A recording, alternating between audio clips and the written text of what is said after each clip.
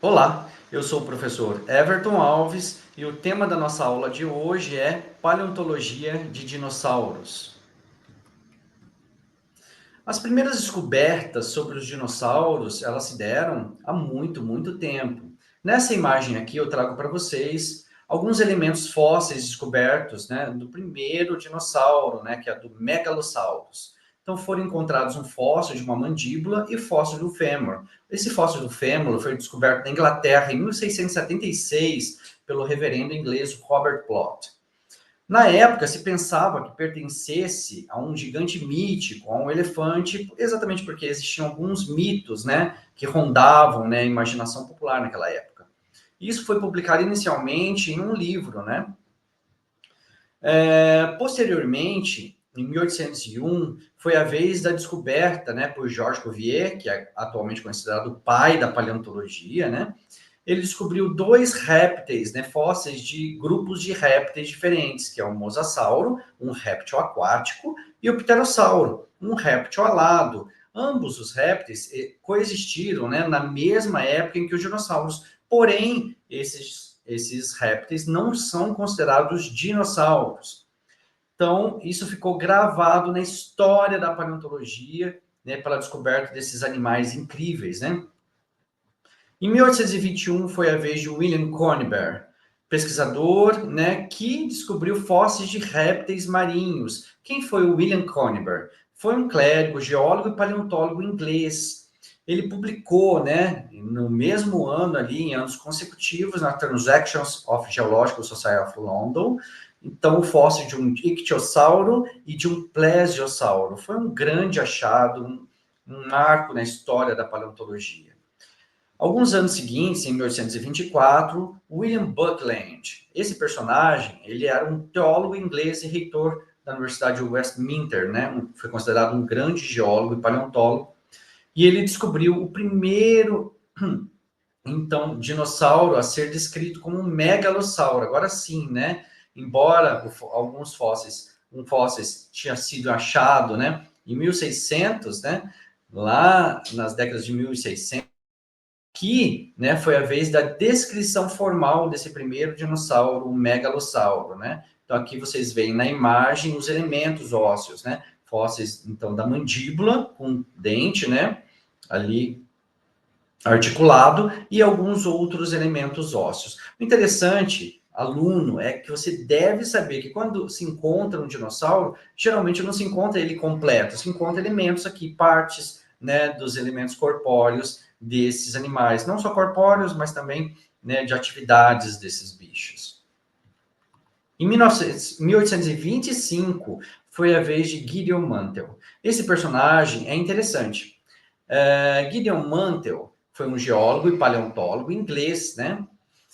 Ele, então, descreveu o fóssil de um dinossauro emblemático, que é o Iguanodonte. Por que é tão emblemático? Já a gente vai comentar sobre isso. Mas o interessante é que, após a descoberta, ele se tornou membro da Royal Society, né, que lhe conferiu a medalha real. O interessante e curioso ao longo de toda essa história do Gideon Mantell é que ele, claro, publicou esse achado, mas quem encontrou esse dinossauro não foi ele, foi a esposa dele, que hoje é considerada a primeira paleontóloga. A questão é que, na época, as mulheres não poderiam publicar, não poderiam participar de sociedades científicas. Então, ele levou todo o crédito. Procurem saber mais sobre Mary Ann Mantell. Ela encontrou, então, esse dinossauro em 1822, mas o Gideon, seu marido, publicou em 1825. Por que chamaram de iguanodonte? Porque o dente desse dinossauro lembra muito o dente de uma iguana moderna. Então, por isso, atribuíram o nome de iguanodonte, né? Note que a morfologia dentária, ela é uma morfologia para alimentação herbívora, né? Esse achado ficou marcado na história da paleontologia, especialmente por ter uma paleontóloga envolvida nessa grande descoberta desse bicho. Agora, no contexto brasileiro, é interessante que nós tivemos a participação de paleontólogos estrangeiros, né, para formar a nossa paleontologia nacional, né? Um desses personagens é Peter Lund. Peter Lund, ele foi tão importante, ele era um naturalista dinamarquês, né, que hoje é considerado o pai da paleontologia brasileira, exatamente porque ele se dedicou ao estudo de mamíferos pleistocenos, principalmente lá na região da Lagoa Santa, em Minas Gerais. Ele descobriu mais de 12 mil peças fósseis em cavernas e escreveu mais de 100 novas espécies. Isso é muito emblemático, é muito importante, né? É um feito que poucos tiveram essa capacidade, né? Outro paleontólogo envolvido na paleontologia nacional é o Llewellyn Ivor Price. Foi um geólogo e paleontólogo galês. Em 1936, ele encontrou ossos do primeiro dinossauro brasileiro que deu o nome de Staurikosaurus praecei. Em 1947, foi a vez dele encontrar o primeiro ovo de titanossauro descoberto na América Latina, e que até pouco tempo atrás era o único fóssil, né, desse grupo de dinossauros, né? Titanossauros foram o último grupo dos saurópodes a viver até antes da extinção, né, no mundo. E eles viviam aqui, né, no continente sul-americano, mais especificamente no Brasil, onde hoje é considerado Brasil, né, e também na Argentina.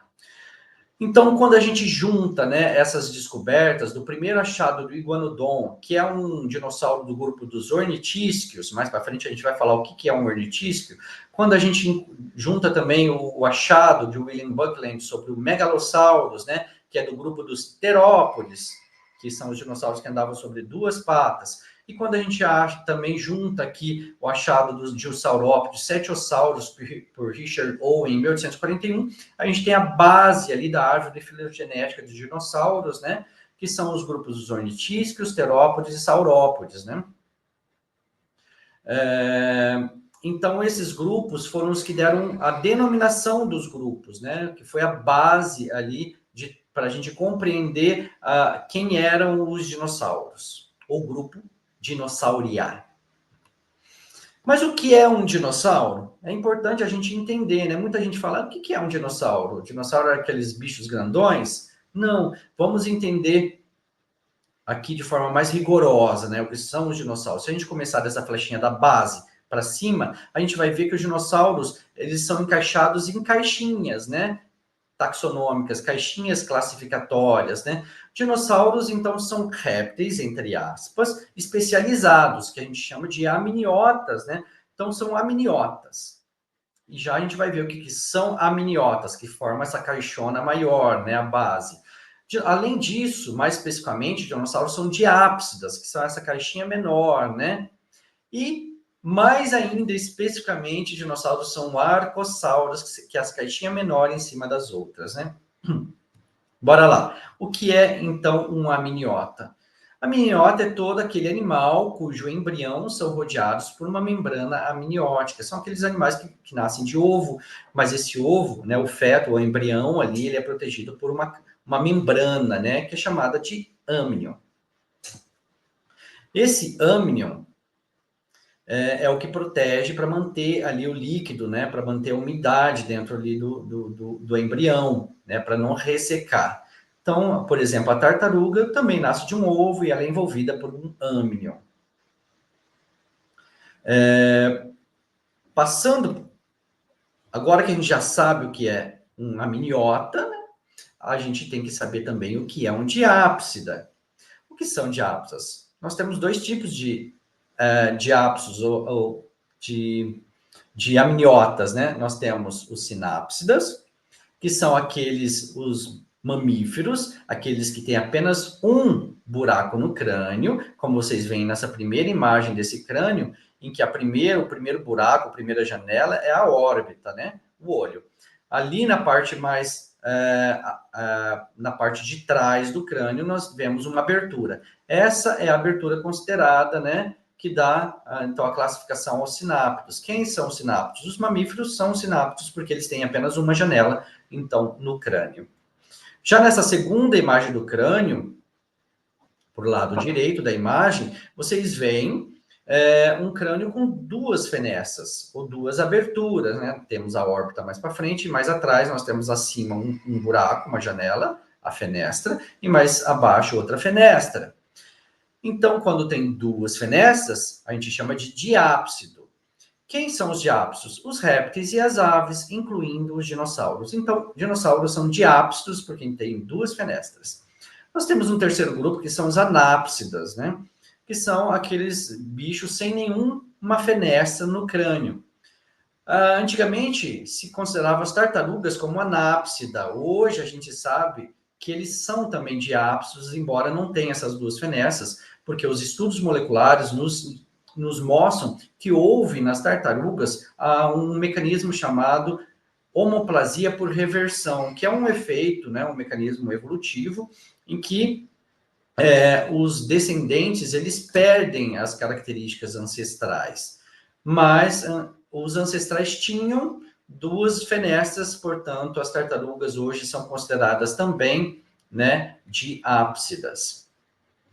Além disso, a gente falou que dinossauros são arcossauros, né? O que são arcossauros? São diápsidos que são subdivididos em dois grupos, né? Nós temos os lepidossauromorpha, ou apenas comumente chamados de leptossauros, e os arcossauromorpha, né? Que também pode ser chamados de arcossauros. Os lepidossauromorphas incluem ali os representantes dos plesiosauros, das cobras e lagartos.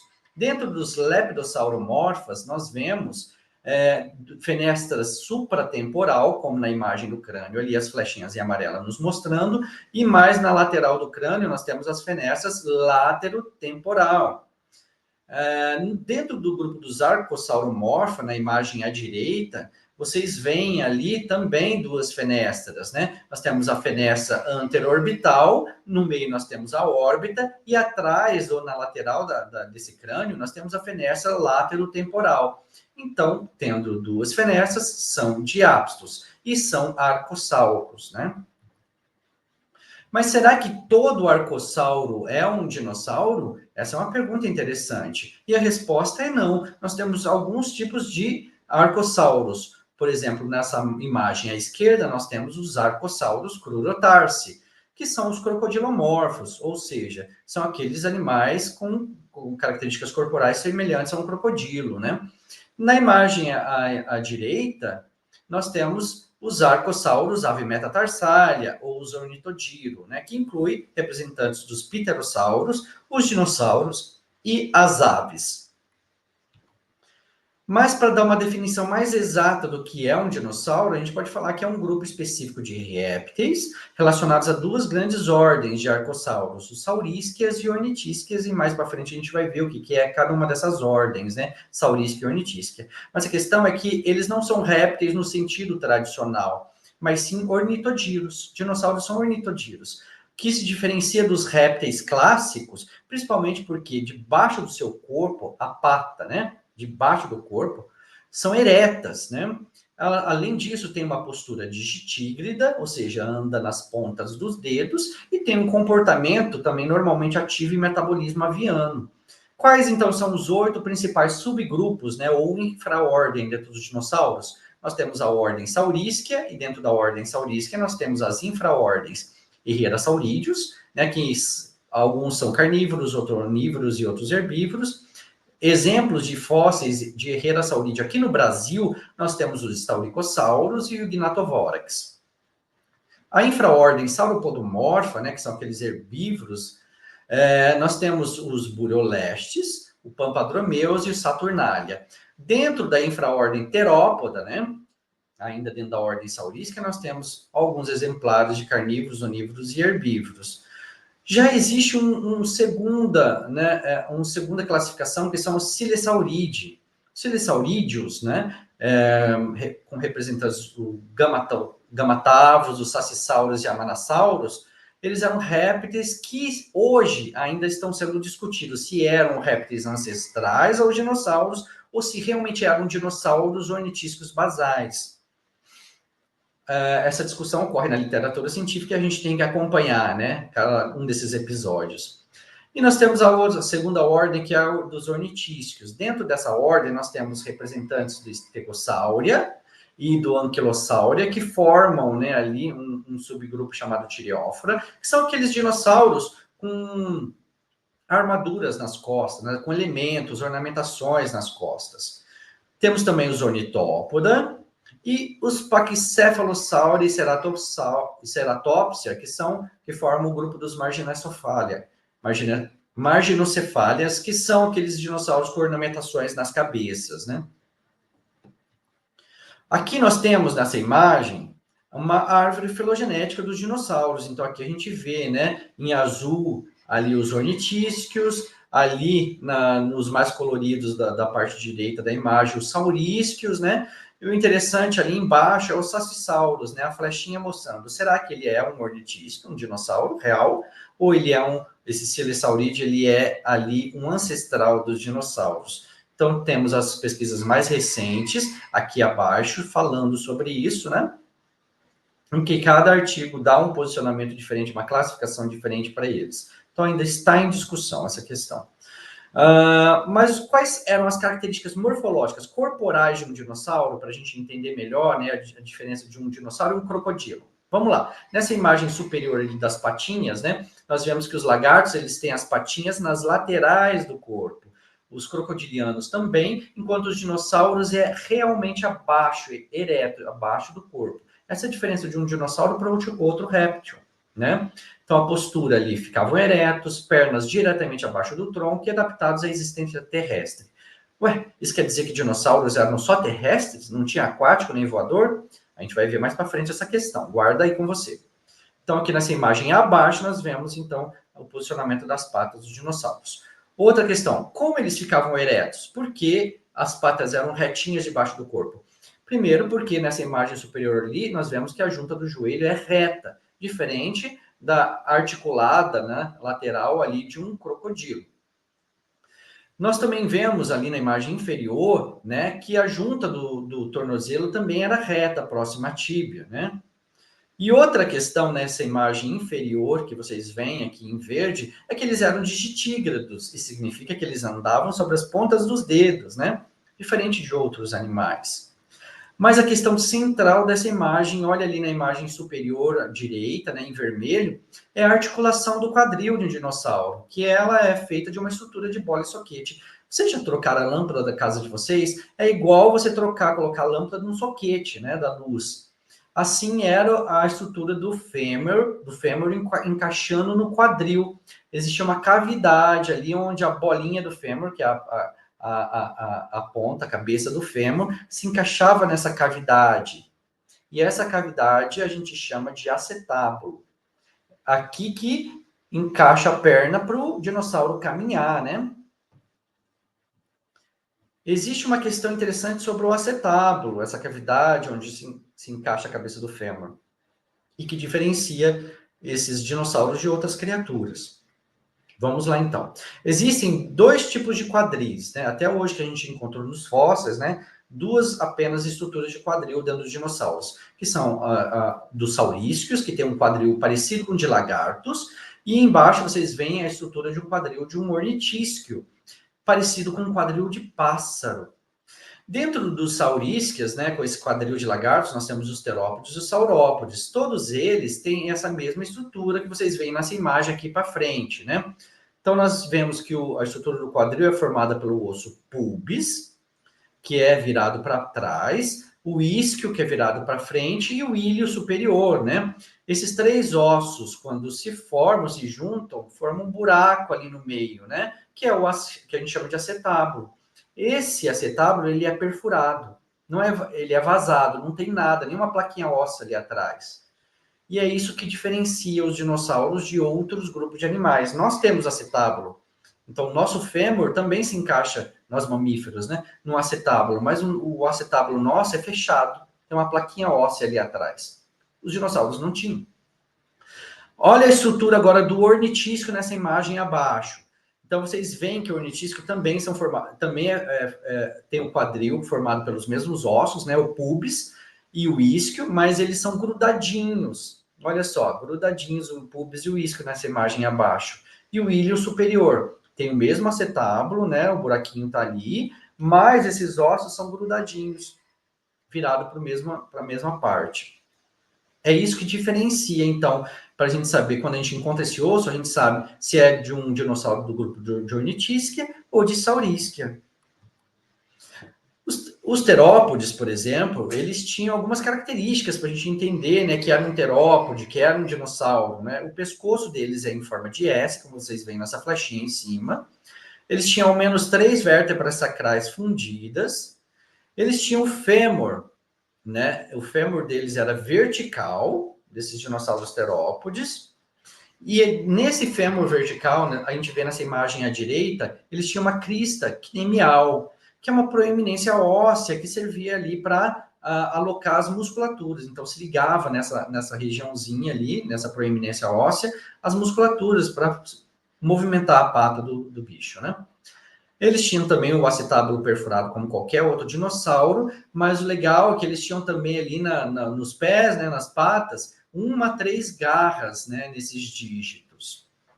Então, assim também são outras características que a gente entende. Ah, esse é um dinossauro e esse é um terópode, né? Antigamente, tinha uma lista de quase 25 características, né, exclusivas para se falar o que é e o que não é um dinossauro. Hoje a coisa já mudou um pouco, né? A gente sabe que foi diminuindo com o tempo esse número de características, e como diz o Dr. Randall Irmes, paleontólogo no Museu de História Natural de Utah, a única característica hoje que ainda fala por si é ter um buraco completo no encaixe do quadril, que é o que a gente mostrou, que é o acetábulo. Então, se tem um acetábulo perfurado ali nos ossos do quadril, a gente sabe que é um dinossauro. Onde os dinossauros viveram, né? Em todos os locais, em todos os continentes, ou seja, em todas as configurações que hoje conhecemos como continentes, né? E que antes esses continentes estavam unidos. Mas se a gente for procurar em todo lugar, a gente encontra dinossauros. E qual é a origem, né, desses dinossauros? Dentro da coluna geológica, em qual período, em qual do tempo, né, do espaço-tempo eles viveram, onde eles surgiram, né? A gente encontrou os primeiros dinossauros nas rochas desse período chamado Triássico, né, dentro dessa era mesozoica.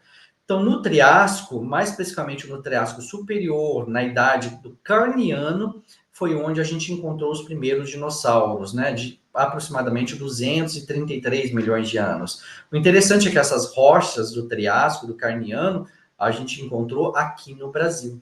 Então, onde é o berço dos dinossauros? Onde os dinossauros surgiram?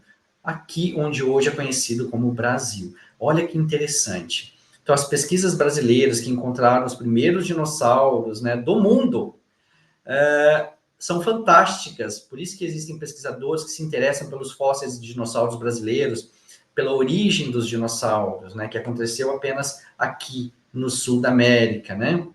E também na Argentina, nós encontramos alguns dos primeiros dinossauros, mas os mais antigos são daqui. Então, como diz o Dr. Max Langer, né, um dos maiores paleontólogos brasileiros, ele diz que o mais provável, abre aspas, né, é que os dinossauros tenham surgido no Gondwana. Então, como vocês veem nesse mapa global ali de cima, né, o supercontinente Pangeia ele era dividido em dois: a parte superior, que é o Laurásia, e a parte inferior, que é o Gondwana, né? Então, nessa metade sul do supercontinente Pangeia, que existia há 230 milhões de anos aproximadamente, para ser mais preciso, ele complementa, o mais provável é que tenham surgido no oeste do Gondwana, onde hoje fica o sul da América do Sul e da África. Olha que interessante. Ele complementa ainda. Por ora, as evidências indicam que os dinossauros devem ter surgido na América do Sul. Mas o que deu origem a esses primeiros dinossauros na América do Sul, claro que deve ter alguma causa, algum motivo, né, para que eles surgissem lá especificamente em 233, 234 milhões de anos, aqui no sul da América, né?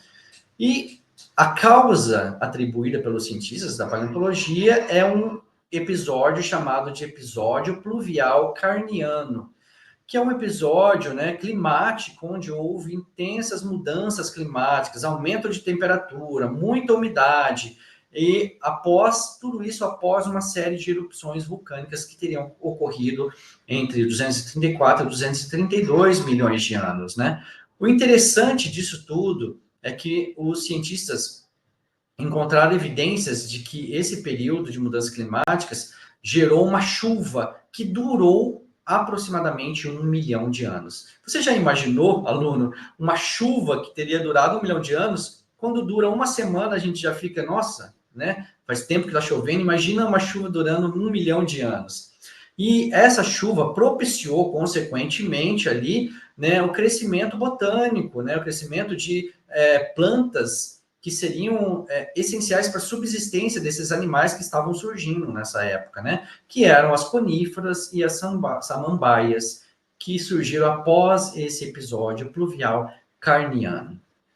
Nessa imagem aqui, nós temos uma mapa, né, da Agência Mineral, Agência Nacional de Mineração, antiga DNPM, então, dos sítios fossilíferos ou das regiões, localidades onde se encontra fósseis no Brasil. Interessante é que quando a gente analisa as bolinhas ali coloridas, na legenda, a gente vai ver as bolinhas verde, azul e roxa, que representam o Cretáceo, o Jurássico e o Triássico, que são as rochas onde possivelmente se encontram dinossauros, né? Então, tem muitas localidades no Brasil a serem encontradas, ou que já foram encontrados, ou ainda a serem encontrados dinossauros. Outra questão que a gente deve abordar aqui com vocês é sobre a diferença, né, no número de fósseis encontrados entre o Brasil e a Argentina. O Brasil, a gente sabe que ele é um país de extensão territorial, né, de extensão continental, né? Ele é muito, muito grande, enquanto a Argentina é uma tripinha, pequenininho, né? Nós já encontramos 55, mais ou menos 55 espécies de dinossauros no Brasil. É pouco, né? Enquanto na Argentina nós já encontramos cerca de 140 espécies de dinossauros. Por que existe essa diferença? Por que a Argentina ganha de lavada nesse quesito, né? De fósseis de dinossauros? Porque a paleontologia no Brasil, ela começou faz pouco tempo, né? As pesquisas em paleontologia no Brasil são recentes e datam da década de 70. Ou seja, formalmente, aí nós temos uns 60 anos, 55 anos, né?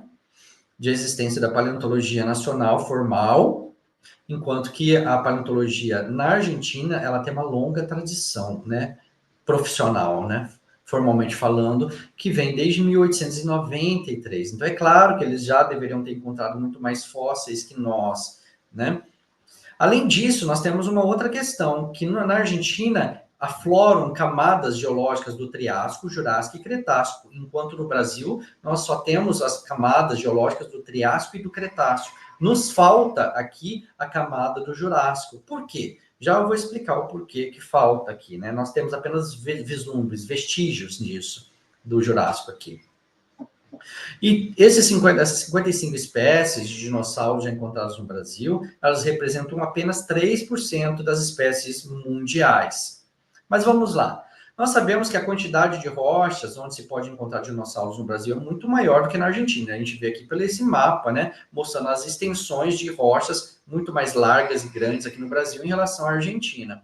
Mas existem dois problemas grandes porque a gente não encontra tanto dinossauro aqui no Brasil, que é devido ao clima e às discordâncias, né? Em relação ao clima, nós sabemos que existe muita cobertura florestal sobre o território brasileiro, né? Muitas árvores que atraem também muita umidade e destroem, né, as rochas, e isso forma solos, né? Essas rochas se degradam formando solos de até 2 metros de espessura. Isso é um problema para a paleontologia e para a preservação dos fósseis, né? Porque as rochas se degradando, destrói junto os fósseis que estão ali no meio. E as árvores também impedem a gente de acessar aquelas rochas cretácicas, né? Onde tem possivelmente fósseis. Porque a gente não pode desmatar as árvores para acessar as rochas ali embaixo, né? Enquanto que o deserto na Argentina possibilita isso. A Argentina não tem muitas árvores, é praticamente um deserto, principalmente a região da Patagônia, né? As rochas ficam expostas e é muito fácil encontrar fósseis lá e acessar e recuperar esses fósseis. Então, essas são algumas problemáticas do porquê eles encontram mais fósseis que a gente.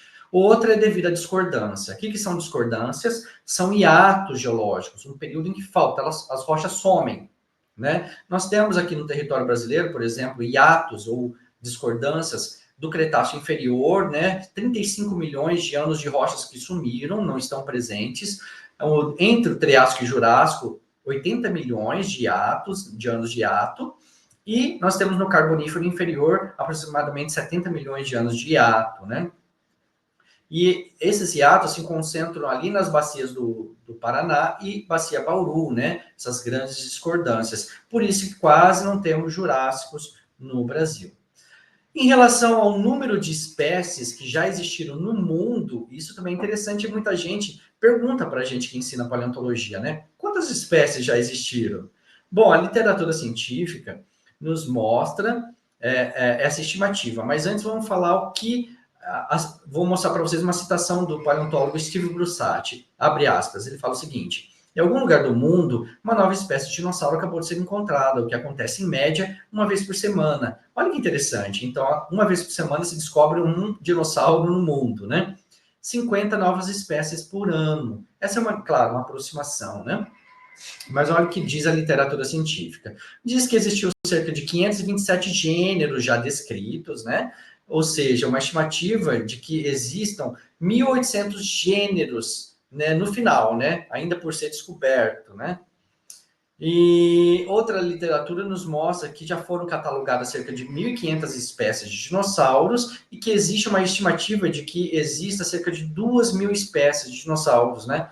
É claro que esse restante ainda por ser descoberto.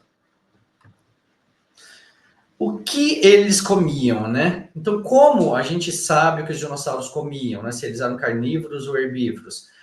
Por análise de algumas características morfológicas, né? Então, por exemplo, se a gente pega o dente dos dinossauros, se a gente pegar um dente de um terópode, né, que é aqueles dinossauros que andavam sobre duas patas, se a gente pegar esse dente, por exemplo, do T-Rex, a gente vai ver que ele tem uma característica zifodonte. O que é uma característica zifodonte? É aquele dente com serrilha nas laterais, igual se fosse uma faca de cozinha. Ele tem essas serrilhas. Essas serrilhas nos mostram que esse dente é adaptado para uma dieta carnívora. Não faria sentido se fosse para comer plantas, né? Não precisa serrar uma planta. Diferente do nosso dente. O nosso dente, ele é um dente molar, que serve para moer. Outras características do corpo, por exemplo, é a garra. A necessidade de uma garra, como o de um alossauro, que eu mostro aqui na imagem superior esquerda, inferior esquerdo para vocês. Na mão de um T-Rex, vocês veem algumas garras ali, né? Ele tem duas garras nesses dois dígitos da mão dele. Garras servem, além de escavar, além de escalar, também serve para dilacerar suas presas, né? Ou para agarrar, segurá-las. Do lado direito, nessas imagens, você vê aqui um exemplo de um crânio de um Camarasaurus, que é um dinossauro herbívoro, né? Um saurópode. Vocês veem que a dentição deles é diferente da dentição de um T-Rex. É um dente adaptado para arrancar folhagens, porque não é um dente zifodonte. Além disso, nas mãos, vocês veem, nas manos, vocês veem do iguanodon aqui, que as garras são diferentes, os dedos são diferentes também de um dinossauro carnívoro como o T-Rex. Então, através de todas essas características corporais, a gente consegue entender, né, o que eles comiam. Além, por exemplo, da gente poder analisar os coprólitos, né, que é o cocô fossilizado desses dinossauros, para analisar ali o que tinha no meio, né, o que tinha dentro, o que eles comiam. Também é possível. E às vezes, por vezes, se encontra algo no estômago desses dinossauros, né, preservado ainda, fossilizado, é claro, mas preservado, que dá para a gente entender o que fazia parte da dieta deles ou não. Também se descobriu que dinossauros, como saurópodes, comiam gramas. Por que eu estou trazendo isso aqui para você? Porque antigamente se achava que as gramas surgiram depois da extinção dos dinossauros, mas hoje a gente sabe que não. Já no período ali do Cretáceo, dinossauros comiam gramas.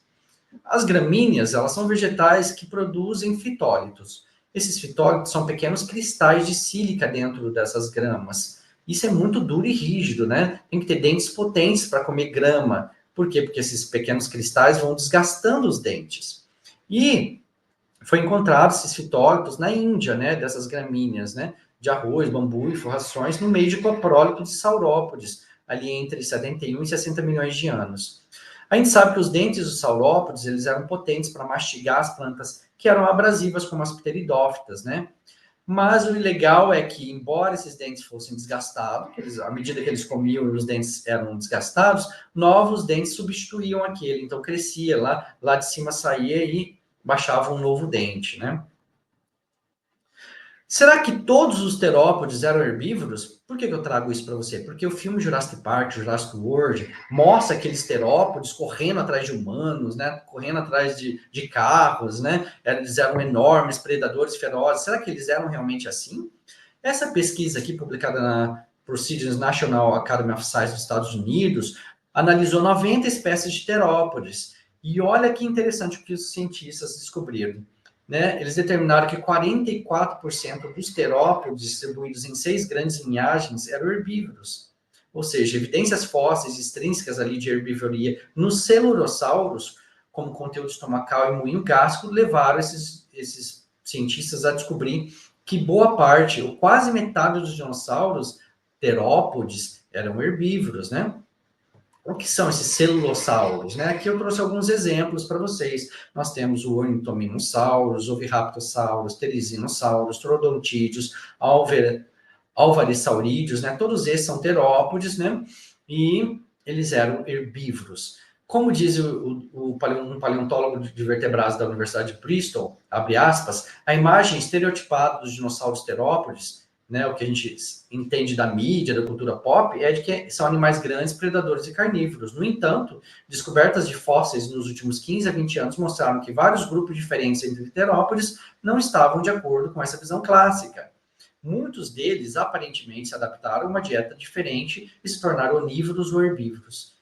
Olha que interessante, né? Então, muitos dinossauros terópodes, que antes eram compreendidos todos como carnívoros, hoje sabem que eles eram, muitos deles, herbívoros. Mas qual que era a proporção, né? Quem que comia vegetal, quem que comia carne, né?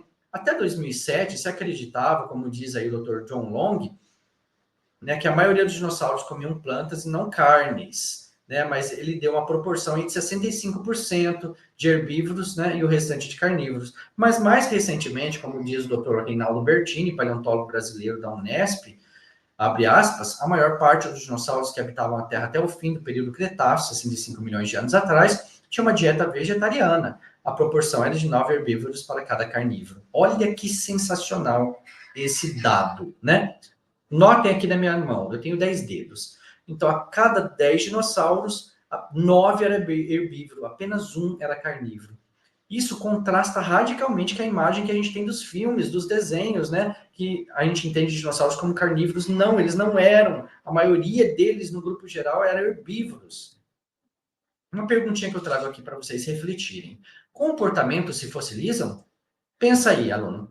Por exemplo, você é gentil, você tem um cuidado com seus filhos, você é cuidadoso com as pessoas, você é atencioso. Comportamentos se fossilizam? O que você acha? A resposta é sim. Eu trouxe aqui para vocês o caso do Oviraptor. Em 1924 foi descoberto, né, esse dinossauro terópode próximo a ninhos, né, e se acreditava ser de ovos de Protoceratops. Aí deram o nome para ele de Oviraptor, que significa ladrão de ovos, o nome, né? Inicialmente achou, né, que esse dinossauro raptor era ladrão de ovo porque ele estava em cima de um ninho. Mas olha que interessante, depois de um tempo se reanalisou isso e percebeu que era uma mamãe oviraptor cuidando dos seus bebês, do seu ninho, dos seus ovos. Então esse é um comportamento de cuidado parental. Esse comportamento se fossilizou e hoje a gente tem para contar a história, né? Outro comportamento é o hábito de cavar tocas. E isso também ficou registrado nas rochas, como fóssil, né? A gente tem aqui o exemplo de um ornitópode que escavou sua toca e deixou ali ovos, né, dos seus bebês. Ele cuidava ali, né? Era uma forma de proteção. E essa toca também foi descrita, né, por paleontólogos. Outro comportamento é o hábito de andar, né, também atravessar rios, andar sobre a água. Então, os dinossauros não tinham medo da água. Olha aqui, cerca de 3 a 4 mil pegadas de dinossauros de várias espécies foram encontradas na Austrália. Em 1984, isso foi interpretado como um monte de dinossauros correndo, tentando escapar de um predador. Mas depois se reavaliou isso e se descobriu que essas pistas de pegadas, né, era uma superestrada ou travessia de rios de dinossauros antigos. Olha que interessante. E como é interessante também um dia após o outro para a gente reavaliar dados, né, e chegar a interpretações mais realísticas, né? Uma pergunta que todo mundo me faz também é qual era o tamanho dos dinossauros, né? Como eu já falei para vocês, Jurassic Park e Jurassic World nos mostra dinossauros gigantescos. Será que eles eram realmente assim? E a resposta é não. A maioria dos dinossauros era pequenininha. Nessa imagem abaixo, toda colorida aqui, a gente vê uma representação de tamanho, né, de escala de ser humano perto de alguns tipos de dinossauros. Mas quando a gente vê esses últimos dinossauros, os grandões, eles eram a exceção da exceção.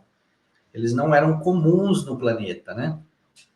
E o tamanho médio de um dinossauro, embora, né, o seu peso era de até 60 quilos, o tamanho médio era de 630, equivalente a um bisão americano. Então, conforme diz o Paul Barret, paleontólogo do Museu de História Natural de Londres, nem todos eram enormes, apenas um pequeno número chegou a proporções gigantescas. Então, tenha agora em mente, apague tudo que você viu em Jurassic Park e Jurassic World e pense que a maioria dos dinossauros era pequenininha e você poderia, por exemplo, chegar perto de um dinossauro e ele ia bater no seu joelho, né, em relação a tamanho. Qual eram os menores dinossauros do mundo? Os menores já descobertos, né, era o Epidexpterix, muito pequenininho, né? Ali, ó, era o tamanho batia talvez no tornozelo de um ser humano, né? O Anchiornis e o Maniraptor de Ashdown, né? Eram minúsculos dinossaurozinhos. E qual era o maior dentro desse ranking, né? O maior herbívoro, o maior dinossauro do mundo é classificado como Patagonia maiorum, e ele foi encontrado onde? Aqui ao lado do Brasil, né? Na Argentina, na Patagônia. Ele media cerca de 40 metros de comprimento. Imagine o tamanho disso. Nessa imagem abaixo tem uma escala representativa, né, de tamanho. O segundo lugar vai para o Supersaurus vivianae, né, no Colorado, nos Estados Unidos. E o terceiro lugar para o Argentinossauro, também encontrado aqui na Argentina. Por que a Argentina mantinha tantos dinossauros grandões? É uma pergunta, né? Que fica passando pela minha cabeça. Mas quais foram os fatores que levaram, né, esses dinossauros a crescer tanto? Existem alguns motivos, algumas causas, né? Primeiro é o espaço. Eles tinham espaço aqui para se locomover no Gondwana, né? Nessa parte inferior do continente Pangeia. E também o gasto energético. Eles eram muito lentos, né? Então eles viviam comendo. Então tudo isso também contribui. Olha lá os fatores responsáveis, como diz, é um recorte da matéria, né? Dessa pesquisa científica, é que existia ali, né, a determinação do tamanho máximo do corpo dos vertebrados são a qualidade e a quantidade de recursos. Então, tinha muito recurso aqui no Pangeia, né, aqui no Gondwana. A massa maior encontrada em alguns mamíferos marinhos reflete uma maior abundância de recursos em ambientes marinhos. Ou seja, comparando com bichos, né, mamíferos, a gente vê que o mesmo que acontece com eles também acontecia com os dinossauros, né? Então, quanto mais eles comem, quanto mais tem oferta de recursos para eles, menos gasto energético e espaço, então faz com que a massa corpórea cresça. Outra pergunta que eu deixo para vocês. É possível conhecer a aparência externa desses bichos? Porque geralmente o que a gente encontra nas rochas são os ossos, né? Os ossos ou vestígios, pegadas, né? Mas em relação aos ossos, a partes do corpo, né? É só os ossos que a gente encontra. A gente não encontra pele, porque tecido mole, ele se degrada, né? E não se preserva.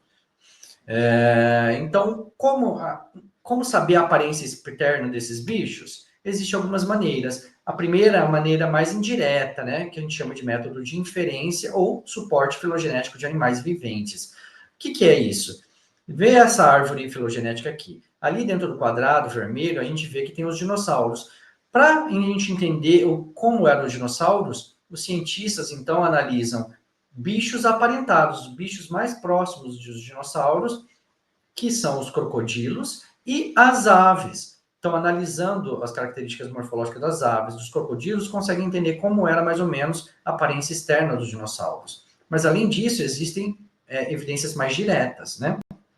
Aqui, quando há impressão da pele na rocha, né? Então, em alguns casos, se encontra a impressão dessa pele, né? Não é a parte do corpo, mas só ficou a marquinha ali impressa nas rochas. quando esse bicho estava ali deitado na rocha, né, nos sedimentos. Então, ali a gente vê que esse bicho ali, que é um hadrossauro, deixou as suas escamas. Então, ele tinha escamas, ele era feito de escamas externamente. Além disso, existem algumas outras evidências, como evidências moleculares. Às vezes, a gente encontra pigmentos nesses fósseis, né? E aí dá para analisar a nível celular e molecular para ver o tipo de pigmento que era. E calculando a proporção desses pigmentos, a gente chega a uma cor aproximada desse dinossauro também. A gente conseguir entender cor de dinossauros a partir das evidências moleculares, hoje a gente consegue. E também cor das cerdas, né? Dos pelos. Outra pergunta. Eu falei algum tempo atrás para vocês que dinossauros eram terrestres. Será que todos eram terrestres? Não tinha nenhum aquático, nenhum voador? Existem algumas exceções. Por exemplo, o espinossauro. O espinossauro ele é adaptado também para a vida marinha, né? Ele tinha uma cauda adaptada para o nado, que tinha podia utilizar como uma estrutura propulsora, né, na água, uma alta compactação óssea, os ossos eram bem densos e menos esponjosos, né? E isso é mais adequado para um ambiente aquático. Mas nós sabemos que os espinossauros também tinham algumas adaptações terrestres. E também, além desse espinossauro, nós temos o Hauscaraptor, né? O Hauscaraptor, ele parecia um cisne, um pato, né? Ele era um híbrido. E ele vivia na água. Mas a questão é, eles viviam só na água? A questão é que as evidências nos mostram que eles eram híbridos. Eles viviam tanto na água quanto no ambiente terrestre também, né? E quanto aos dinossauros voadores, né? Muitas matérias são sensacionalistas e cometem equívoco, né, ao apresentar as descobertas, né, de fósseis. Por exemplo, essa matéria aqui, ela trouxe 9 espécies de pterossauro brasileiro vivia no Paraná. Até aqui tudo bem. Sim, foi descrito pterossauros aqui no Paraná. Eu moro aqui no Paraná. Mas a matéria ali no texto diz um dinossauro voador, né, que é o Kaiowajara. O Kaiowajara, ele não é um dinossauro voador, ele era um pterossauro. Qual que é a diferença? A diferença está nos ossos, do quadril, né? Lembra que eu falei para vocês que os dinossauros tinham 2 tipos de quadris, né, de ornitísquio e saurísquio, né, com o pubis e o isquio, né, ou juntinho, ou cada um para um lado oposto. Os pterossauros, eles tinham uma estrutura de quadril diferente dos dinossauros. Eles não tinham um acetábulo perfurado como os dinossauros, né? Então, essas características morfológicas nos dizem que pterossauros eram répteis alados. E é isso que a matéria deveria trazer, não um dinossauro voador. Outra pergunta que eu deixo para vocês. Não havia anos voadores? Será que dinossauros voavam? Pensa aí. E a resposta é sim, alguns voavam, né? Nós temos alguns exemplos, como o Iki, lá do Jurássico Médio, o Ambopteryx, também do Jurássico Médio, o Scansoriopteryx, também do Jurássico Médio, e o Microraptor, também do Jurássico Médio. Alguns desses dinossauros, como o Iki, eles tinham membranas interdigitais, né? Essas membranas é parecido com o que a gente conhece dos nossos morcegos hoje, né? Morcegos são mamíferos, mas os dinossauros tinham membranas parecidas, né? Essas asas membranosas. A questão é que os dinossauros, eles voavam, mas a gente precisa entender que existem 2 tipos de voos. Existe o voo ativo e o voo passivo. O voo ativo é aquele em que pega uma propulsão, né? Bate as asas e voa de baixo para cima. Dinossauros não faziam isso. Há uma discussão em que talvez o Microraptor fazia isso, mas essa discussão ainda ocorre na literatura científica. A questão é que a gente sabe que esses dinossauros aqui, eles planavam, então era um voo passivo, ou seja, eles estavam em cima de uma árvore, eles iam planando para baixo, né, para um outro galho mais baixo, ou para o chão. Então eles voavam, mas por meio do voo passivo, que era o planar. Quantos anos viviam os dinossauros? Essa é uma pergunta também que muita gente faz para a gente, né? Antigamente se achava que dinossauros poderiam viver muito, né? 300 anos de vida, né? Por quê? Porque se baseia na comparação com tartaruga. Tartaruga vive bastante, né? Porque ela tem um metabolismo mais lento. Mas, por meio de algumas linhas de pesquisa, alguns métodos, hoje a gente sabe que eles viviam bem menos que isso. Quais métodos são esses? Por exemplo, existe a contagem de anéis de crescimento, né? Que a gente chama de linhas de crescimento interrompido, que são as lags. Mais para frente eu vou mostrar o que é uma lag para vocês. Também existe a análise de microestrutura óssea, né? A gente vai cortar o osso, fazer ali uma análise histológica, paleohistológica, e vai ver os tamanhos e estruturas diferentes. Também tem o suporte filogenético de animais viventes, que eu já falei para vocês, que é aquela comparação, né, com outros répteis modernos aparentados, né? Vamos lá. O que são as LAGs, ou linhas de crescimento interrompido? Como diz o Dr. Steve Brussati, ossos são dinâmicos, crescem rápido só durante algumas partes do ano, né? Então, no verão ou em estação mais chuvosa, quando a comida é abundante, eles crescem mais. Depois, eles em outras estações, eles param de crescer, causando essas linhas de crescimento interrompido que vocês veem nessa imagem direita inferior. Cada flechinha verde ali, vocês veem uma linha de paragem de crescimento, períodos em que eles não cresciam tanto. Essas são as linhas de crescimento interrompida. E essas linhas, se a gente for contando elas, né, a gente chega a uma contagem igual de uma árvore. A gente conta essas linhas de crescimento e dá para chegar a um número aproximado do ano em que viveu esses dinossauros. E a partir disso, a gente sabe que os saurópodes viveram aproximadamente 80 anos, né, de vida, eles tinham no máximo, contando essas linhazinhas, né? E os terópodes viviam cerca de 40 anos de vida, né? Olha que interessante.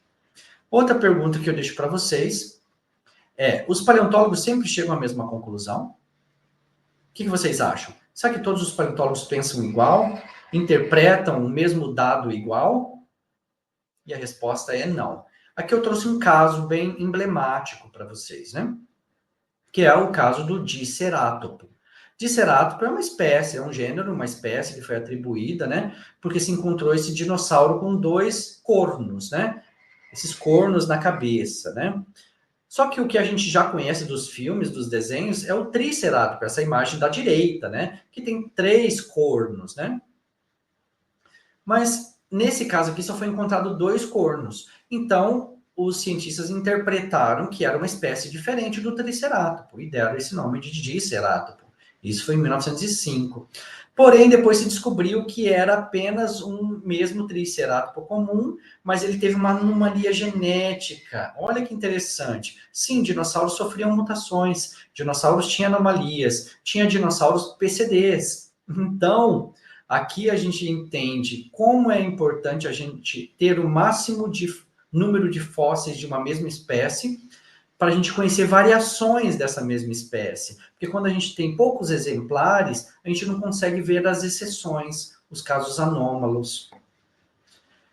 Agora a gente parte para uma parte muito interessante de que é como os dinossauros morreram e por que eles foram extintos. Por que a gente não encontra mais dinossauros hoje?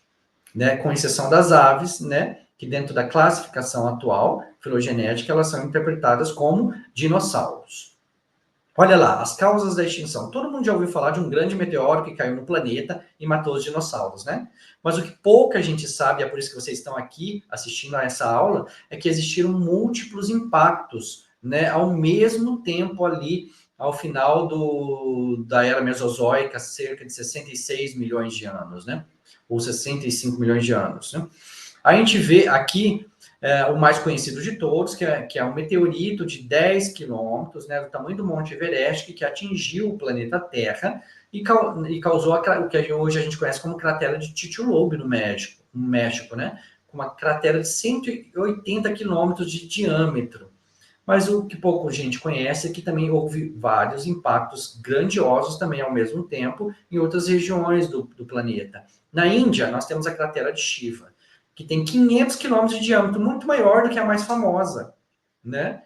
E ela foi a responsável pelo extenso derramamento de magma, que a gente conhece como Deccan Traps, né? Ou armadilhas de Deccan, que é um grande derramamento, né?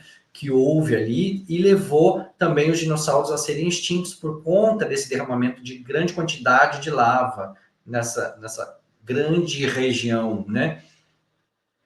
Outra cratera é de Balch, na Ucrânia, com 24 quilômetros de diâmetro também. Quais são as evidências de que realmente caiu meteoritos no planeta? As evidências que a gente tem por exemplo, a primeira delas, uma camada de irídio no planeta Terra, que é um elemento químico que é comum em meteoritos, mas não é comum no planeta Terra. Então, a camada que nós temos aqui no planeta Terra é 1000 vezes maior que o normal. Por exemplo, nessa imagem superior, no canto esquerdo. A gente vê nessa rocha ali que existe uma diferenciação das cores dessa rocha, né? A parte mais abaixo é da camada Cretácea e da parte superior é do Paleoceno. E na camada intermediária, uma camada esbranquiçada, que é de irídio. Essa camada é muito grande e não deveria estar ali, né? E se está ali é porque foi trazido de forma extraterrestre, ou seja, de forma de fora do planeta para dentro, né? Outra evidência é o quartzo de choque, como você vê nessa imagem ali, também superior, mas a mais coloridinha ali, né? Que é formado somente quando é submetido a grandes pressões, quando há uma grande pressão na rocha. A rocha é submetida a essa grande pressão só por grandes explosões, né? A nível de bomba atômica, como um meteoro caindo ali, né? Para ela formar esse arranjo, esse padrão ali colorido, né? E também microestrutural.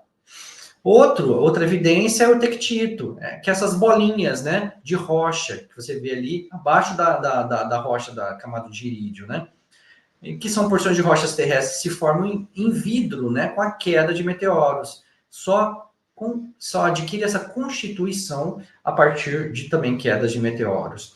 Outra são as esférulas vítreas de impacto, que foram encontradas alojadas nas brânquias dos peixes e âmbar também. Olha só, muito distante, dezenas de quilômetros de distância de onde caiu o meteoro, essas esférulas vítreas voaram, né, e foram parar em lagoas, né, em rios, onde tinham peixes e ficaram alojadas nas brânquias dos peixes.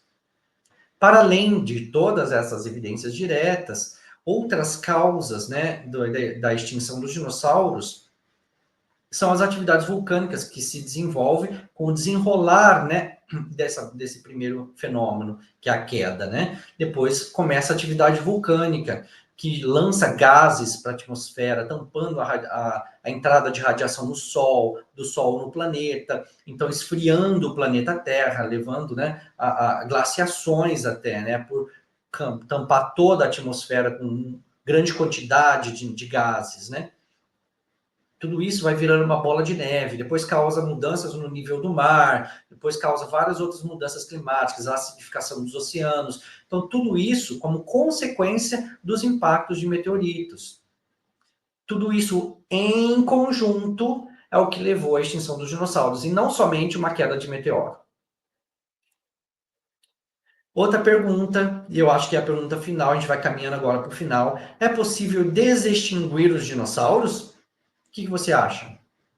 Lembra da história de Jurassic Park, em que os cientistas eles encontraram um âmbar, que é uma resina fossilizada, né? E dentro desse âmbar de árvore, né? Resina de árvore, dentro desse âmbar tinha um mosquito. Então eles inseriram uma agulha no interior, no estômago desse intestino desse mosquito, e ali tinha sangue, que provavelmente teria picado os dinossauros, né? Porque era da mesma época dos dinossauros. Então eles coletaram o sangue que tinha dos dinossauros dentro do mosquito, e ali eles juntaram esse DNA, né, com DNA de outros animais mais aparentados dos dinossauros atuais, viventes, né, para desextinguir os dinossauros. Será que isso é possível? Não, devido a dois problemas principais. Como diz o Dr. Andrew Ross, né, e a doutora Susanna Maidment, do Museu de História Natural de Londres, né, um dos paleontólogos britânicos, disseram o seguinte: mesmo depois que o inseto fica preso em resina, as bactérias e enzimas continuam trabalhando no intestino, apodrecendo o inseto por dentro. Então, quando encontra esse inseto no âmbar, como vocês veem na imagem superior esquerda, direita, imagem superior direita, só tá a casquinha, né? Só tá o exoesqueleto de fora do inseto, porque dentro tá oco, porque as enzimas e as bactérias foram comendo por dentro, então não sobra nada lá dentro, não sobra tecido mole. Então isso é interessante já a gente entender, para a gente ver a impossibilidade de desextinguir os dinossauros por meio desse método. Outro problema é o DNA. DNA não sobrevive na natureza por tanto tempo. Ele tem uma meia-vida curta, que a gente chama, né? De 521 anos. Então, a cada 521 anos, metade vai sobrando. Depois, a mais 521 anos, metade daquela metade sobrou. Depois, a mais 520 anos, metade daquele DNA sobrou. Então é assim, ele se degrada muito facilmente, né? Mas, embora a gente saiba dessas limitações, os cientistas já tentaram encontrar DNA ou sangue dentro dos insetos, mas não de um âmbar, porque âmbar é uma resina de árvore fossilizada há muito, muito tempo, é bem antigo, né? Milhões e milhões de anos, pode ter dezenas de centenas de milhares de anos. Mas tentaram dentro de um copal. O copal é um tipo de âmbar, mas é um subfóssil. Ele ainda está caminhando para virar um âmbar, né? Ele é recente, né? Uma resina que está sendo nesse processo de fossilização ainda. Então, os cientistas encontraram um copal com um inseto lá dentro, eles tentaram encontrar alguma coisa lá dentro. Mas olha o que diz os cientistas, né, quando foram entrevistados. Isso parece não ser o caso, né, porque eles não conseguiram encontrar, né, eles não puderam, agora puderam confirmar a existência de DNA em fóssil de âmbar, é altamente improvável. Essa é a conclusão, né, dos cientistas. Que encontrar a existência de DNA é improvável dentro de fósseis de âmbar, porque dentro do caso deles, de um copal, eles não conseguiram também. Já esse artigo aqui, né, analisou um copal de 60 anos a idade, enquanto o outro também era um pouquinho mais antigo, né? Mas esse de 60 anos de idade, eles conseguiram extrair algumas moléculas endógenas de DNA, algumas. Mas o que eles notaram é que esse DNA estava pouco concentrado e extremamente degradado. Não podia ser lido na máquina, na tecnologia aplicada, né, para análise de DNA.